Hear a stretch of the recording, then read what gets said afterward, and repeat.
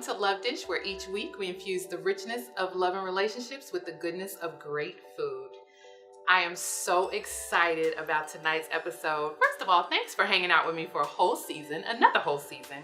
But tonight I have one of my best friends with me, Dr. Stephanie Helms Pickett, who is a well-known author, 3-time author at that, and one of my homegirls. So we're gonna have a good old down-home sister girl chat, and you don't wanna miss the gems we drop tonight. So be right back and we'll get started.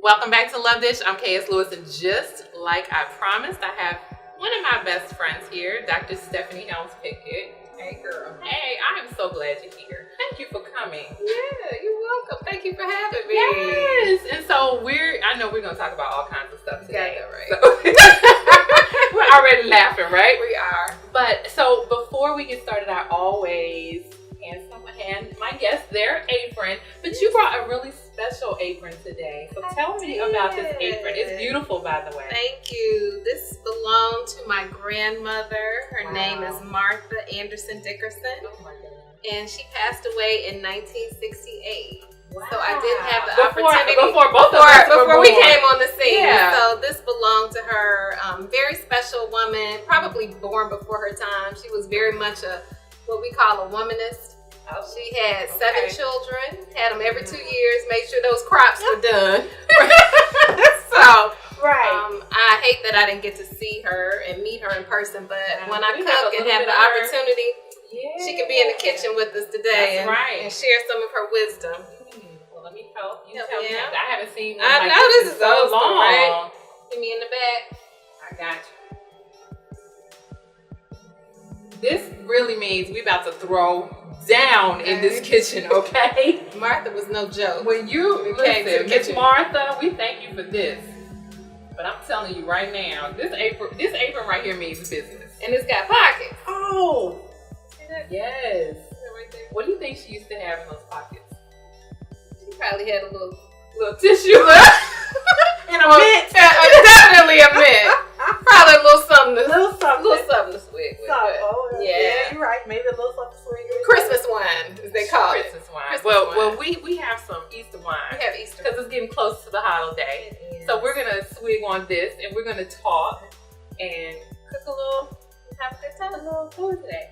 All right. Yeah. We'll be right back on Love Dish. Hi everyone, I am Mr. Brian Lamont. I am a wardrobe stylist, personal shopper, and media personality. You can find me at almost every single fashion, networking, or entertainment event that you can name.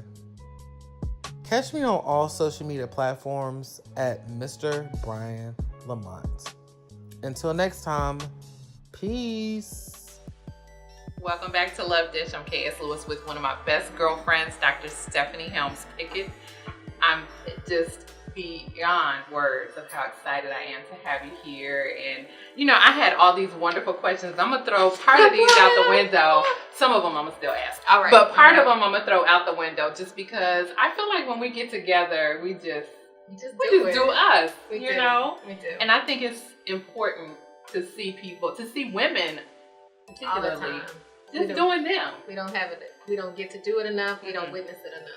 Not at all. But before we start doing us, I do want you to tell all of the viewers, just because you have books, you blog, you stand for women's rights, you are a true advocate for women. So I want you to talk a little bit about your work and what you do. So I don't really think that I started off with that intention. Okay, I'm like, but you do. Yeah, I think we kind of land where we land. But I was reared in a home by a single parent, and she had 4 sisters. So I watched women love on each other daily through really great times and through challenging times in terms of how they stepped up. So it was a lesson that was passed on to me without me even realizing it Right. until I got older. So whenever I have the opportunity to be in a space to encourage and affirm other women, I take that really seriously. So friendships like ours mean so much to me, and sisterhood, and that we're imperfect, but I think we're able to bring out the best in each other when we spend time and when we're not afraid to share what really makes us tick. And that means the good, the bad, the ugly. Take off your earrings and put your Vaseline on your face sometimes, and being able to stand with each other in that. So a lot of my writing comes from that perspective, just in terms of being able to affirm one another. And it happens through a biblical lens for me, because my relationship with Christ is what centers me and allows me to feel love unconditionally. So I try to export that to other people. And you do it so amazingly well. I'll try. And I'm going to take this moment just to say thank you, because I've told you this before, but I just want to say, like, publicly again, that you have taught me how to be a better friend. You really have. So, and I'm going to cry. We both will, right?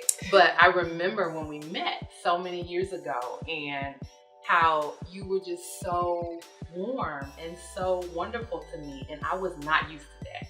Like, I was used to, when I met with people, they wanted something from me.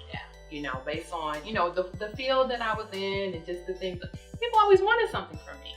And you have a lot to give, so I understand that, right? Thank you. Yeah. But at the time, you know, you were just always like, oh, hey. I remember you said, I was like, why she touching me? You always touching me. You always want to hug. What's going on? I was like, why is she always hugging me? Why is she always touching me? But then it just became like, okay, you know, and I realized I had to do some searching and realize that feeling that I was having of not understanding why it was not an issue for you to have your hand on me or whatever was from my past. And once I dealt with all that, I was like, then when you didn't hug me, you were like, you're not gonna give me a hug today? What's wrong with you? What's wrong with you? What would I do? You know? Right. So thank you for that, because I know that the warmth and the love that you extended to me when we didn't even know each other, I have seen you extend that to so many other women. And so I think God gives that to us, right? And so we all need it. In the same way that it's extended to you, you're giving it to someone else. And I think one of the things that draws us is that it's important for us to do that and model that to our daughters. Right. Because we live in a generation now where it can be very me-driven, you're selfie stick, you do you, and in one hand, they're doing something really amazing because they accept each other and they don't have judgment around things that we were reared to believe that were wrong or not correct. Right. But there is an element of community and sisterhood that we still need. That's right. We still need. I was reading something that Kamala Harris wrote this morning, and she said, when you walk in a place, particularly as a woman and as a woman of color, and you don't see other people that mirror you or have your experience, just remember there's a whole tribe of us that are rooting you on and pushing you on, even when you're not in that space to so share. You can still go in that place. You can do it because we're all there with you. Right? I love that. So I know that you kind of hinted on, you know, faith being the backdrop of your writing, but talk specifically about what inspired the books that you had. Shall I pick them up? Absolutely, pick them up, girl, because I'm going to pick them up. You pick them up. So, Later never came until now. This was book one. Book one. You have multiple books. I do. Yes. Been blessed to do that. And for about 10 years, God told me to write the book. And I was like, yeah, okay, I'm going to get to it. And one day God told me, I'm going to dry up your gift of writing. Like, you know, the water went up and they crossed over. And I'm like, God, that don't even have nothing to do with it. Like, how are we going to use that analogy? How did we go there? How did we go there? And as powerful as that was, it still didn't make me sit down. And so I had a friend, another woman, that said, okay, I will serve as accountability for you. And every Wednesday for about 5 months, we met with each other. Wow. I would send my writing to her, and then she would critique it, give it back, and it went back and forth. And that was what I needed, because on my own, you know, I wasn't getting it done. I was like, yeah, God, okay, I got you. That's all of us. Okay, so, and it comes from this aspect of, I spent a lot of time in school. Yes. And so I was always told by teachers, you'll understand it later. You'll understand it later. And so the title, Later Never Came Until Now, really challenges us to look at what we learned all along and how we can apply it. So it looks at various disciplines, because I'm an educator. So for instance, it gives, the scripture about how can you sing the Lord's song in a strange land. And so it talks about being in unfamiliar places and being able to navigate through. There's a chapter that talks about chemistry, and the person that was serving as accountability said, well, why are you afraid to write that? Because I was experiencing all. I said, well, I'm afraid of fire. Like, I can't strike a match. I can do that long, you know what it's called, because you're the chef, the long thing that you like. Right. And she said, well, why? And I said, well, I'm afraid I'm going to get burned. She said, much like God's purification process. Wow. And I was like, oh, God. Okay, so it looks at disciplines. And then at the end, I have 7 women who have served as wisdom for me to write what I call kind of graduate studies. So it's got a lot of my business in there. I know, but it's a good one. All of it's it. A really good one. Like, God, we really gonna do this? We really gonna share. And I remember when I first read this, and I had to call this one and say, girl, you ain't telling me I need my thesaurus. Yeah, you did. No. That was the nice way. What you said was, okay, it's really good, but since they ain't gonna be reading your books in the beauty shop, I'm just telling you that. And I was like, well, Dad, you were like, yeah, they ain't gonna read them in the beauty shop. So, no. Yeah, but I'm gonna tell you which one they do read in the beauty shop. Which one is that? Her name is She. That's the beauty shop book. This is the beauty shop book. Yeah, and that's what we need. And you remember, this was back when that whole phrase, I'm feeling some type of way. She don't do drama. Ooh. She ain't got time for that. She ain't that chick. All of that kind of nasty language. Yeah. That it gives you permission to act bad, but then kind of disconnect yourself from it, right? So you can do a drive-by on somebody and be like, but it wasn't me. It wasn't me. Her. It was her. You know how you get when you don't have your Snickers. Like, no, but it really challenges us to look at capital She being wisdom and what we talk about in the Bible. And if we're really using the utility of wisdom, then we can have some authentic relationships. So why do I feel some kind of way when I see your hair looking as gorgeous as it does right now? You know, why is that? What's going on? What were the messages that I was told about hair as a child? Right. What is it that I'm struggling with? Because all of that plays a part. It plays a role. And how we like, Hey thinks she's something. Why? Yeah, she is. Right. Like, and so are you. And so are you. Right? So it walks us through. It's changing that so that we can say, like, when I was growing up, I wasn't loved like I should have been. Right. Or people were really critical or judgmental of me about my hair. I had to wear my hair a certain way and I had to present and show up in a certain manner. And that's why I have some unresolved issues. And that's okay, because therapy is available. And they even have therapy that you can do online. I mean, and specifically for women of color that, we have neither gender nor race in common with the majority that rules so many things. So we need opportunities for healing. And this book allows that healing to come forward. This one was really, really one of those that really, I thought, set a lot of my. And I know that it still does. And it came from a place of somebody that finally started having some relationships with women that weren't my kumbaya, my mother's sisters, and the wisdom. Nah, it was like some real nasty stuff. And I'm like, well, I didn't sign up for this. Like, I don't even know. And that's where you could help. And other people was like, oh, Steph, come over here. Let me school you on this right here, because it was very unfamiliar to me. Look, I was used to dealing with nasty. You were, unfortunately. But I needed that because I was just completely unaware of how to navigate that. Because I was like, but we're women. And you were like, come on in. Let me help you to understand what this is and to keep you grounded and not fall into other people's stuff. So that's where that came from. I wasn't able to write that before I had the challenges and those experiences, right? Do you feel like since writing Her Name is She, that you've seen a shift in the way women are treating one another? I think we're probably more aware, and there are greater spaces to talk about loving one another that I didn't see before. I think we still have a little way to go, because even in this social media age now, there is a lot of front production of stuff. I agree. You and I talk about like, oh, K.S. Lewis. Oh, like, let me look how many followers you have. Okay. Oh, so I'm gonna do something with you. Right. But don't you dare try to reciprocate. Right, like, they're not going to promote you in the same way you're going to. Which is crazy to me. Tired. Content is content. Come on, content is content. And so it should be reciprocated, but it's not. Or it's when they find out that you know someone, then it's like, oh, then they connect. I've been meaning to talk to you. Then the dots can connect. Right. As opposed to just saying, you're a woman that's out here trying to make things happen. And so can I connect with that? Let's do this. Let's do this together. I see a lot of, so I agree. I think there's been some strides made. But I still see, like you said, it's that front. And there's still that underlying thing. Like I see a lot, especially on social media, of like backhanded shaming going on. Oh yeah. You know? I feel like really? And there's enough room out here. There's so much room. It's a lot of room. It's a lot of places that we haven't even ventured that we haven't tried tapped into. No. You know?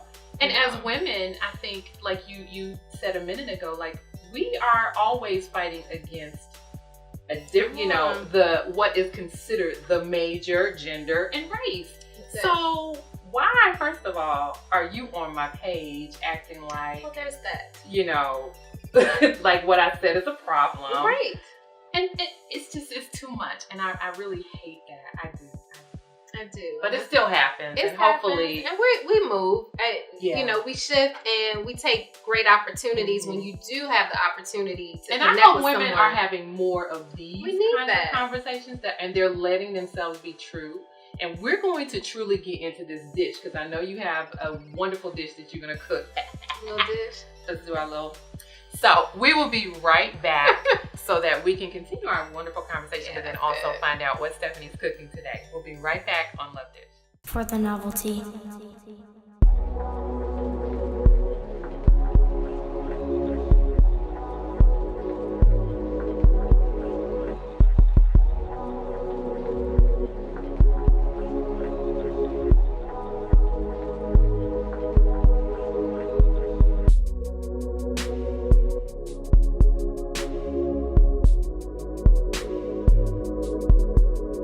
Welcome back to Love Dish. I'm K.S. Lewis and I got my girl Stephanie with me today.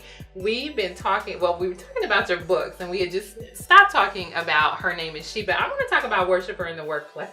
Let us lay prostrate while we talk about it right now. Come on. So yes. Yeah. This one. Was every bit of the pen to paper on it, and it really, Worshiper in the Workplace compels us to walk out being a worshiper when we're not in the sanctuary. So when we're in the sanctuary, it's like, it's easy. Yeah, it's easy. You feel God and you just telling you, and you walk out and then you got to go to work.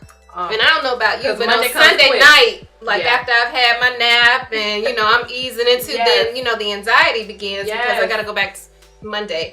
And the reality of Monday. Come on, it's people that you feel like, oh, they ain't spend no time on Sunday with the Lord. Like, they don't know him at all. None. And what the book does is challenges us that God, first of all, we're there and making that place blessed just because of our presence and what we bring and what we carry. So we can be in secular spaces and be a blessing. And the assignments that we have in there are often not the ones that we see as being challenging. We see the work. It's really about the person that shows up at your desk, the person that you see talking in the parking lot on their phone going in. Right. It's about the person that passes you every day. Come on. At the when you're going to get lunch. Come on. Come on. Those are the stories. And sometimes we are the only God that they have the opportunity to see. True. And so it challenges us to flip that and think about those encounters as opportunities to witness. And that's a big shift. It's a huge shift. When I'm having problems with a person, then God is compelling me to be like, okay, step back. What is the lesson that I'm trying to teach or birth in you as a result of this interaction? So hard too. Because we don't want to do that. No, we don't want to do that. I want to go make some coins. To be honest, I want to cuss them out. Come on. Yeah. Right. Because the cross around and the Bible, the worship music playing, all of that stuff. Hold my mule. Let me put this cross behind me. Because he knows all of us, right? Yeah. So you know, we met in North Carolina, but I profess all day I'm from the 9. I grew up on 79th Street in Chicago. There's a particular way that we go about handling conflict. From the Chi, what's up? South Side. You really and it's not God, right? Yes. It's not God. It's like, oh, okay, you want to go there with me? Right. Let's go. Like, I got you. And it's a challenge because people will be like, oh, you go to church, you on the praise team, you do this, not but I'm a sinner saved by grace, and every day God is walking me through the process. Every day, every moment, every day is a moment where you can either make or break it. Come on. And so it's teaching us those lessons, and I love that. Not only us, but how are we engaging when we go in other people's places of work? So when I go get my gas or I'm going to the movies, those people are working as well. And sometimes we can turn that off if we're working a traditional Monday through Friday schedule. Then we're like, okay, now I'm supposed to be treated in a particular way. They're still dealing with the same thing. So when I come up on my register in the grocery store and the person doesn't speak or they just kind of go on, then I have to be like, okay, well, what's going on with them? What are they carrying? Because life doesn't stop when we're at work. It doesn't. You can go on Facebook and see something that can set your whole trajectory of your life differently. Of your day or your life. Come on. So this is Worshiper in the Workplace, and I want to encourage you that are watching to get all 3 of the books, and particularly any one of them that reaches you and touches you based on what we've talked about today. But let's get to what you are cooking, because you're about to throw down on one of my favorite things that you cook. And the funny thing is that, so you know I'm allergic to orange juice. But the weird thing is that I can eat oranges. I can eat real oranges. So talk to us about what you're cooking and kind of what goes into your dish. Why it's significant for you. Well, for many years, I didn't eat candy sweets. So I missed them a lot between my mother and the sisters. Wait, let me back up. You know, because I'm from North Carolina. You from the Chi. Yes. You just said candy sweets. I did. But it's candied yams. It's sweet potatoes. We say candy sweets. Lord, okay. Can we agree? We can agree to disagree. That's okay. It's gonna be good. It shows where it shows. So that comes from the Arkansas roots. So the Arkansas, they migrated up to Illinois and where we're from, though. Right, right. So we say candy sweets. Candy sweets. So candy yams, y'all. Sweet potatoes. So we want to use sweet potatoes. You're going to peel the sweet potatoes. Okay, and then you are going to cut them. We kind of like to go on a slant. Okay. Our family's a little different. We don't just a regular kind of we do kind of slants and we'll get all to around. That. We'll get to that part. You want to do that. Then you're also going to use sugar. We have the sugar there. You can use sugar to taste. Okay. So however much, you come in there to holiday after you can use a little more. Run your mouths. A little more. Run your mouths and get it off. Yes. You want to use some vanilla. You'll use nutmeg, and I use vegan butter. And tell us why you use vegan butter. Well, I developed quite a few allergies, and so it didn't happen till later in life. So I pretty much try to do dairy-free, gluten-free lifestyle. I wouldn't say this is a vegan dish because you do use sugar, right? But you can use vegan butter or substitute butter of your choice.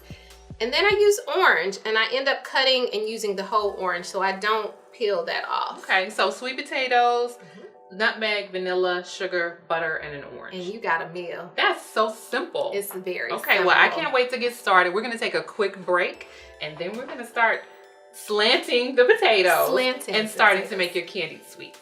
See, I got it. Oh, you got it right. See, we cool. We'll be right back on Love Dish.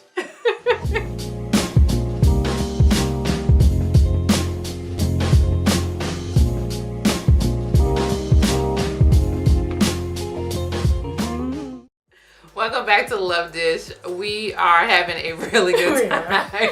We really are, like Kiki and all that. We got in trouble. I know.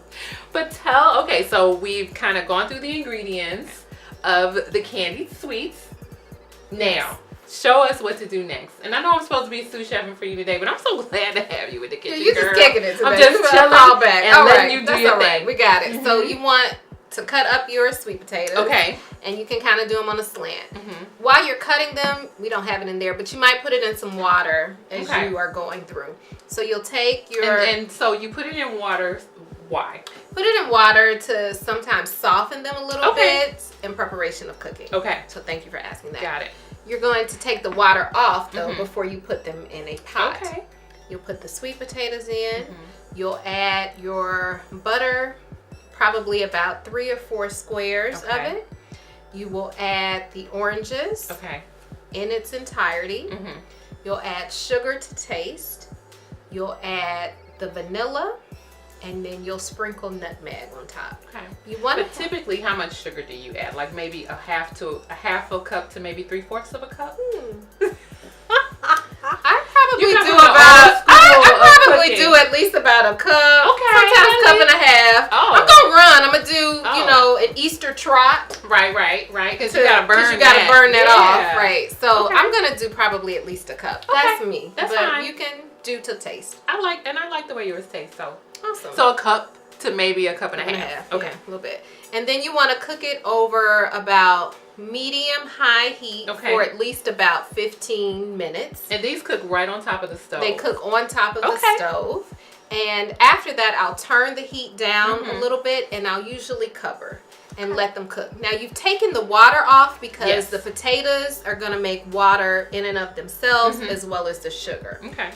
How I determine if they're done, I cook for at least about 30 to 40 minutes. Okay. Now, it depends on the potatoes. Sometimes if they're what my grandmother would call new potatoes, I'm not certain what that means, but I can look and be like, oh, that's a new potato. But how do you know a new potato from an old potato? So, the new potato from the old potato is some are going to take longer as opposed to the others. Okay. So, I look and cook for kind of a glaze, it will turn kind of a dark brown. Nice. That's what you want, that dark some brown people like to cook them even longer, that they kind of stick to the pot a little bit. I don't like them that way as much, but I have a cousin that wants it burned a little bit, as he would call it, to make the glaze a little bit harder. So, about 30 to 45 minutes. Well, let's grab your pot. Let's grab a pot. And I'm guessing we can just...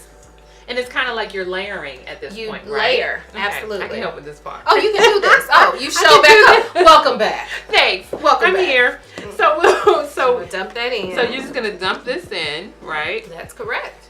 Okay, and then from you will take. Let's do some oranges. Okay. We're gonna put the oranges on all throughout.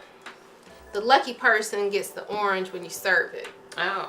I don't know why, but that's just the thing. Then you're going to want to take your sugar. Right. And we'll pour that in. Yep. And put the sugar there. Okay. And then you'll want to do some vanilla. And I probably do about a half a teaspoon of vanilla, but again, it's to taste. Okay. So you'll add some of the vanilla there. Awesome. You'll get and then nutmeg. Nutmeg and your butter. Oh, get your butter. I forgot about the butter. Get your butter. This is a simple dish, though. It's very simple. It's so simple. It kind of reminds me of some of the simple stuff that we have dealt with over the years. Well, come on. I mean, come on. You know, for years, you have wanted to hook me up. Thank God I'm with somebody now, because Hallelujah. she would still be trying to hook me up with somebody. All day long. But you're pretty particular. And we, not that we can't be. Am I, though? But I would say you're probably beyond. Yeah. Am I? I feel like I was just not wanting to everything would be like, oh, his left eyebrow raises a little bit more than the right when he talks. Well, that's kind of a clue to me that there's something Can wrong. I wear my heels? Now, that's important. Can I wear my heels? No, I need a man that's taller than me. Sometimes age would be of concern. True. For a very long time, I was a cougar. It's like a real, and I have this. Can I tell the story about the cougar? Go ahead. So there was an opportunity that my dear friend. Yes, I'm just spilling it. Go ahead. I believe it was a wedding. Sip while you took him with you to a wedding. And you all left the reception, I think, to just do a little shopping. And he was in Old Navy with the shopping bag, like going hard. No, he was. It wasn't Old Navy. What was it? Girl, he was in Armani or something. Okay, going hard. I went to Old Navy. You went to Old Navy. He's going hard, and my girl here is like, why is he doing all this? Like, you think I'm taking you school shopping? He was a little younger, so he expected school shopping. So you were like, if you don't have the money for that, I suggest you go ahead and put that little. Go ahead, put that back. Put that back. Put that back. But and see, that's when I was like, but see, a grown man won't do that. I know. So we finally graduated. Thank God for graduation. Turned the tassel and got Which grown. side? Does it go on this side or this I can't side? even remember. We don't. But Glad you you hooked me. moved. But you always were trying to hook me up with somebody older than me anyway. I was because you Girl, were grown. I'm still grown. And you needed a grown person. At that time, you weren't ready. She tried to put me with a man that had hair in his ears. It wasn't like this hair. Girl, it just needed a little bit of trim. I don't get. But that's the so thing. you gonna make me cuss? That's the thing, right? What do we do with our list? So my list ended up working for me. Just so you know. Okay. Hey, boo. Hallelujah. Right, but at the time my list wasn't working. Work too. Her list wasn't work, Jack. No, it wasn't. It Can we wasn't. say that? It was not.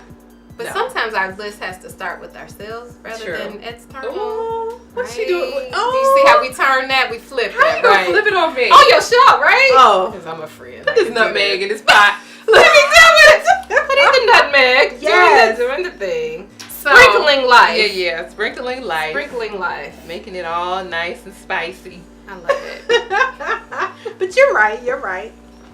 But thank goodness that I did start. Well, you kind of, had to deal with some frogs before you got to what was really good. But it starts within us for our relationships. Stomping like an elephant.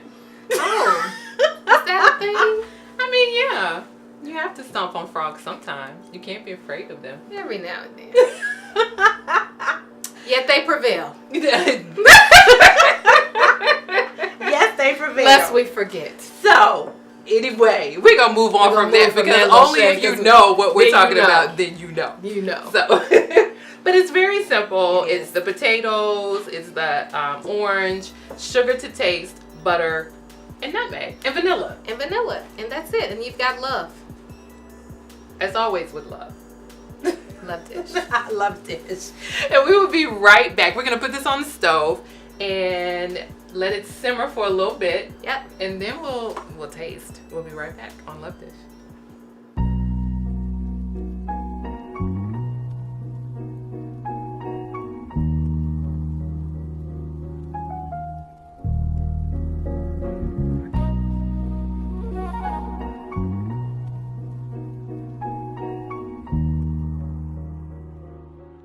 Welcome back. I'm KS Lewis, and we have plated our meal, our candied sweets, candied yams, sweet potatoes, whatever you want to call them. Right. Whatever you want to call them. But it was such a simple dish, and we have it here. Thank you so much. I just want to say thank you again for coming. It has been such a fun time having you here. Brought up so many memories of us just getting together and laughing like we used to do. So I really appreciate that. So why don't you tell everyone, well, first, I want to ask one last question, and then I want you to tell everybody how they can keep in contact with you. So I ask everyone that comes on the show this question. Dramatic. No. What is your greatest hope for love? Because we've talked about female relationships. You don't put my business out there about old dudes. I know.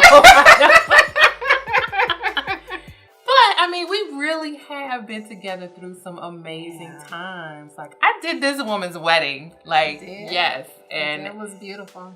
I've been with you through your wedding. You've been with me through a divorce. You know, and now new love. A new love. And so, and maybe, maybe what you can do for yourself what you did for me. No. We'll talk about that later. Okay. Well, what is your greatest hope for love? My greatest hope for love is that each person is absolutely filled with what they desire. And I think the only way that we're able to get that is if you're able to admit what it is that you need and what you desire. And that's hard to do sometimes because that just puts us in a really vulnerable state. But I believe that it exists out there, but until we're able to speak it ourselves, then I don't know that it has the ability to come and respond. So it really is about speaking things into existence. I speaking what you absolutely desire believe that. into existence, and then And allowing having it the to come. faith and belief that it's going to return. I love that. I love it, and I feel like I did that. So, I and believe thank you you for did. thank you. I believe you did. Yeah, thank you for that, because you helped with that along the way. Yeah. You really did. So tell everyone how they can keep in contact with you and how they can, find out about the next book that might be coming out at some point. Giving birth, That's giving right. birth. Not It's right coming. now, not today. No, not today, but soon. Soon. Right. So people can get in touch with me through visiting drhelmspickett.com, and you can find information on how to purchase the books there. I also have a weekly blog that is there. It's very good. Every Monday morning, usually before 9 a.m., it's there, and I've been doing that for about 4 years. And I have the same tagline as well for Instagram, for Facebook, for Twitter. It's Dr. Helms Pickett. So you can find her anywhere on her handle, Dr. Helms Pickett. And now we're going to taste We gonna do these. this? Let's And get you this. can look right below and find the recipe and try it out for yourself. It's very simple, as you saw tonight. Thank you so much for watching. Also subscribe, because although this is the finale, we have had an amazing season. We've done so many different things, had so many wonderful dishes and so many awesome guests. But I want you to subscribe so you can keep up with what's happening. But let's taste this. Here it is.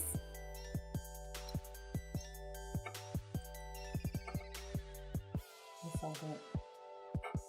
Yeah, we'll roll. Mm-hmm. What kind of roll we gonna do? Oh, we did the same one. Thanks for hanging out with me this season, and I'll see you soon. I'm Kay Lewis signing off with Love This. Take care. Let's bring together